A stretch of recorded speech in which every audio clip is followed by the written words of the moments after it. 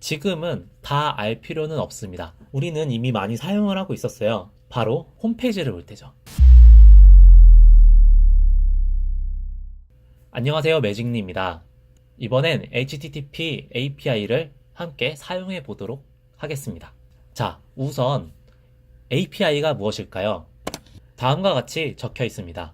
Application Programming Interface 이런 식으로 적혀 있는데요.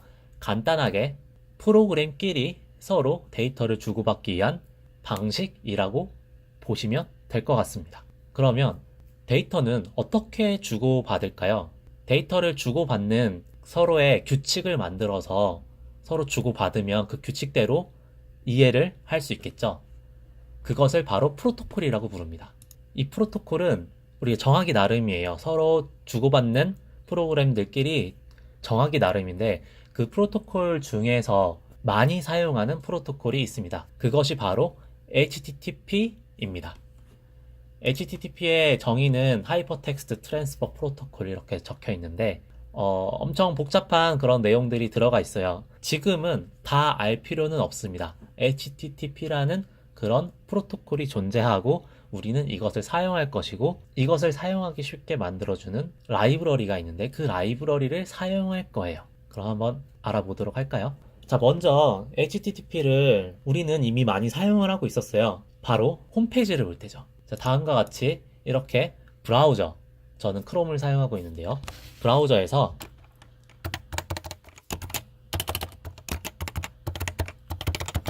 이렇게 URL을 썼어요. 이렇게 URL을 쓰고 엔터를 치면 홈페이지가 이렇게 나오죠. 이것이 바로 HTTP라는 프로토콜을 이용해서 데이터를 주고받아 이 홈페이지를 화면에 띄운 예시입니다. 앞에 보시면 우리가 보통 쓰는 URL 앞에 보면 HTTP라는 단어가 나와 있어요.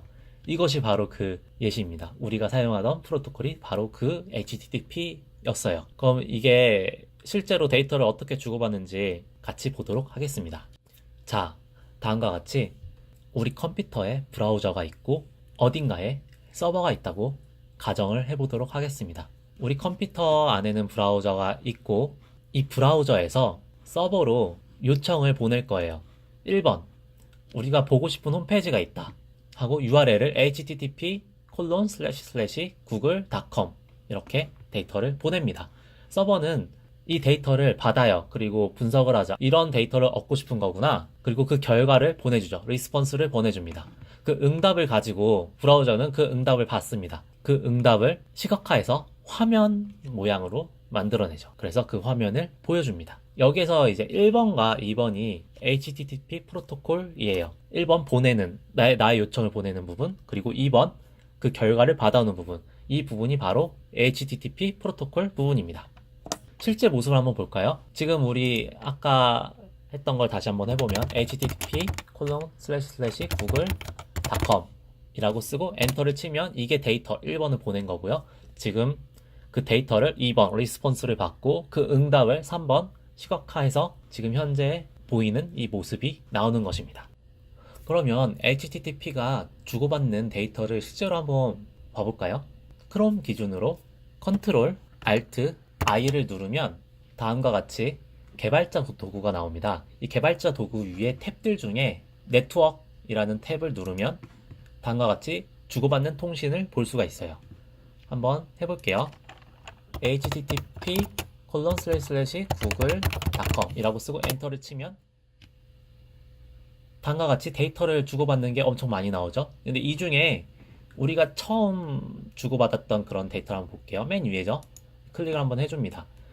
그러면 헤더스를 눌러서 보면 우리가 요청한 내용과 그 요청의 결과가 나옵니다. 제너럴을 보면 리퀘스트 URL에 우리가 요청한 URL이 나오죠. 그 다음에 여러 가지 데이터들도 많이 나와요. 쭉 아래로 내려보면 리퀘스트 헤더스라고 하는데 여러 가지 데이터들을 같이 보내는 걸 알 수는 있어요. 우리는 여기에선 이런 데이터들은 크게 신경은 안 쓸 겁니다. 그리고 받은 내용들 보면은 뭐 이런 식으로 받았다. 우리가 받은 내용은 그 컨텐츠 랭스는 219다. 그러면 219바이트의 정보를 우리가 받은 거예요. 자, 이런 식으로 데이터를 주고받는 걸 확인할 수가 있습니다. 자, 이렇게 홈페이지를 불러오는 부분을 코드로 한번 짜볼까요? 자, 그럼 한번 코드로 브라우저가 하는 일을 똑같이 한번 따라해 볼까요? 우리가 사용할 라이브러리가 있어요. 리퀘스트라는 라이브러리를 사용할 건데 그 라이브러리를 설치를 해보도록 하겠습니다. 우선 터미널에 들어갑니다. 그 다음 설치를 해주는데 저는 이제 pip3라고 쓰고 install request라고 써보겠습니다. 저는 이미 설치를 해놨기 때문에 더 설치는 안 될 텐데 이제 여러분들은 이런 식으로 쓰면 설치를 할 수가 있습니다. 이렇게 쓰면은 저는 이미 설치가 되어 있다가 나오죠. 그럼 request라는 라이브러리 설치를 했는데요. 설치가 잘 되었는지 한번 확인을 해볼까요? import request 라고 실행하면 아무런 에러가 뜨지 않죠? 이러면 잘 설치가 됐다고 볼 수 있습니다. 파이썬 콘솔에서 한번 실행을 해보도록 하겠습니다. 우리가 브라우저에서 URL을 보냈죠. 난 이런 데이터를 얻고 싶다고 그 데이터에 대한 정보를 보냈어요. 그것은 이런 식으로 쓸 수 있습니다. request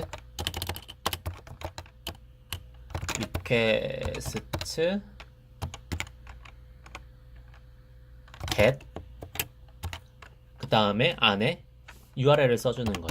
http://google.com 근데 이 결과를 받고 싶죠. response라는 베리어블에다가 받도록 하겠습니다. 이러면 우리가 홈페이지에 접속한 거랑 똑같아져요. 그러면 뭔가 데이터를 리스폰스가 왔겠죠. 그 리스폰스가 저 리스폰스라는 베리어블에 들어가 있습니다. 그 데이터를 한번 보고 싶다. 그러면 response.txt를 한번 쳐보세요. 그러면 그 안에 내용이 나옵니다. 좀 길어가지고 한 줄로 되어 있는데 데이터가 막 나오죠. 지금 범위는 벗어나지만 보통 홈페이지는 HTML이라는 형식으로 오기 때문에 앞에 이런 모습으로 시작하는 데이터가 나오게 됩니다. 브라우저가 이 내용을 시각화를 해서 화면으로 만들어서 보여주면 그게 바로 우리가 알고 있는 브라우저가 되는 것이죠. 자, 그러면 HTTP API는 무엇일까요? 그렇습니다. API 통신을 하는데 그 프로토콜을 HTTP를 사용하는 겁니다. 아까 봤던 그림이랑 유사하죠? 유사한데 다른 점이 있다면 바로 브라우저 대신에 내 프로그램이 들어가고요. 내 프로그램이 브라우저처럼 데이터를 요청합니다. HTTP 프로토콜로 말이죠. 그러면 서버가 답변을 해주죠. HTTP로. 그럼 그 응답을 가지고 내가 무언가를 할 수 있는 것입니다. 이것이 바로 HTTP API인데요. 이걸 한번 코드로 짜볼까요? 우선 시작하기에 앞서서 API를 테스트할 수 있도록 도와주는 홈페이지가 하나 있어요. 우리는 이 홈페이지를 사용을 할 겁니다. JSON placeholder typecode.com 이런 홈페이지가 있는데요. 이 홈페이지 아래를 내려서 보시면 이그젬플이 있습니다. 이 이그젬플을 보시면 이제 이 코드는 자바스크립트 코드인데 이게 URL이에요. 이 URL로 리퀘스트를 보내면 우리가 리스폰스를 받을 수 있습니다. 이게 예시로 아주 잘 만들어져 있거든요. 그래서 우리는 이것을 이번 예시에 사용을 해보도록 하겠습니다. 자, 이제 우리 프로그램을 만들어 볼 거예요. 콘솔에서 시작해 보도록 하죠. import request 그 다음에 request get 그래서 URL을 써주는데 URL은 아까 그 홈페이지에 있는 그 URL을 써줄 거예요.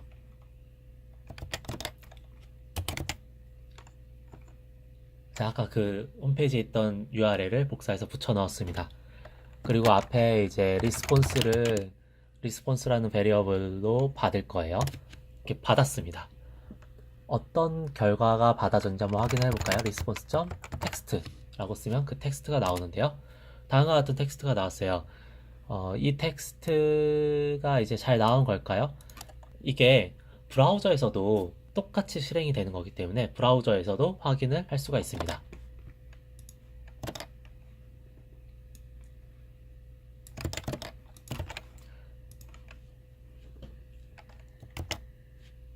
똑같이 브라우저에서 이 URL을 사용해서 들어가면 이런 스트링 결과를 볼 수 있는데요. 지금 우리가 프로그램에서 받은 이 결과와 같은 것을 확인할 수 있습니다. 신기하죠? 이거를 개발자 도구를 이용해서도 한번 확인을 해볼게요. 개발자 도구를 열고 네트워크 안에서 한 번 더 실행을 해보면 이렇게 결과가 나오죠. 여기서 리스폰스를 보면은 이렇게 우리가 받은 결과와 똑같은 결과가 나오는 걸 알 수 있고요. 화면에서도 나오고 리스폰스 결과에서도 나오고 우리 프로그램에서도 제대로 잘 들어가 있는 것을 확인할 수 있습니다. 근데 여기에서 어떤 데이터를 주고받을까요? 그 데이터의 형태를 미리 정해져 있는 걸 사용하면 우리는 좀 더 쉽게 데이터를 주고받을 수 있게 됩니다. 데이터를 주고받는 형식뿐만 아니라 데이터를 주고받는 형태도 미리 정해져 있는 것들이 많이 있어요. 그 중에서 우리는 제이선을 사용해 볼 예정입니다. 제이선은 그런 데이터 포맷 중 하나고요. 자바스크립트 오브젝트 노테이션이라고 적혀 있는데 여러 설명이 적혀 있죠. 이 설명은 나중에 위키페디아 제이선 홈페이지에서 확인을 해보시기 바랍니다. 이 데이터를 사용하는 방법을 한번 알아보도록 할게요. 근데 우리는 이 형식을 이미 본 적이 있어요. 어디에서냐면 바로 JSON placeholder에서죠. 이 JSON placeholder의 결과값을 보시면 다음과 같은 형태, 중괄호 열고 이런 식으로 나와 있는 거 확인할 수 있어요. 지금 이제 보기가 조금 어려우니까 프린터로 다시 한번 볼게요. response.text 보시면 이런 형태로 되어 있어요. 중괄호 열고 유저 아이디는 1, 아이디는 1, 타이틀은 블라블라, completed는 false 이런 식으로 나와 있는 걸 볼 수 있는데요. 이것이 바로 JSON 형태입니다. 이미 우리는 JSON 형태의 데이터를 받은 거예요. 근데 이거는 지금 텍스트 형태여서 이 값이 이제 딱 봐도 느낌이 오시죠? 유저 아이디라는 게 값이 1이고 아이디가 1이고 이런 값들을 이건 알겠는데 이걸 어떻게 파이썬 코드로 쉽게 접근할 수 있겠냐, 그것을 바로 리퀘스트라는 라이브러리가 도와줍니다. 다음과 같이 한번 써볼까요? response.json 이런 식으로 쓰면 받은 내용을 JSON으로 바꿔줍니다. 자, 뭐가 바뀌었는지 조금 헷갈리시죠? 이게 지금 파이썬의 딕셔너리로 바뀐 거예요. 이 값을 result라고 우선 받아보겠습니다. result라고 받고 result에 user id라고 쓰면 1이 나와요. 우리가 원하는 1이라는 값이 나오죠. 그리고 id라는 키를 넣으면 또 1이라는 값이 나오고요. title도 똑같이 나옵니다. completed도 당연히 똑같이 잘 나오죠. 우리가 만든 프로그램 구조는 이렇게 되었어요. 우리 프로그램이 서버로 원하는 리퀘스트를 보내요. 그러면 그 리스폰스가 오죠. 응답이 오면 우리는 JSON이라는 포맷으로 온 응답을 잘 가공을 해서 우리가 원하는 데이터로 만들게 된 겁니다. 이것은 우리가 처음 봤던 브라우저랑 형태가 정확하게 일치하거든요. 자, 똑같죠? 브라우저는 그 응답을 시각화를 해서 화면으로 만들었고요. 우리 프로그램은 응답을 잘 가공을 해서 데이터로 만들어냈습니다. 자, 이렇게 우리가 이번에 알아본 것은 API가 무엇인가, HTTP는 무엇인가, 그리고 우리가 HTTP API를 이용해서 데이터를 요청하고 받아올 수 있었고, 데이터 포맷이 JSON일 경우에 그걸 잘 가공을 해서 데이터로 바꾸는 것까지 해보았습니다. 감사합니다.